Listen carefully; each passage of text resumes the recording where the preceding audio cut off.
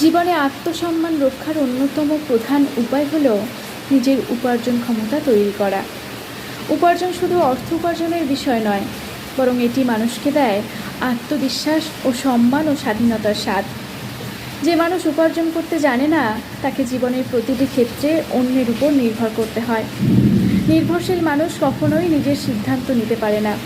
তার প্রতিটি পদক্ষেপ নির্ভর করে অন্যের ইচ্ছার উপর।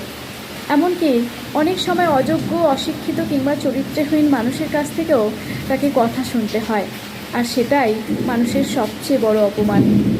উপার্জন শুধু অর্থনৈতিক স্বাচ্ছন্দ্য দেয় না, এটি মানুষকে করে দৃঢ়চেতা।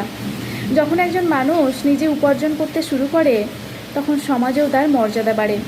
মানুষ তার মতামতকে গুরুত্ব দেয়, কারণ সে নিজেকে প্রমাণ করেছে পরিশ্রম ও দক্ষতার মাধ্যমে। অন্যদিকে যারা উপার্জন করতে শেখে না বা শেখার চেষ্টা করে না, তারা প্রায়ই অপমানিত হয়। এমনকি যাদের যোগ্যতা নেই, তারাও তাদেরকে তুচ্ছ জ্ঞান করে উপদেশ দেয়।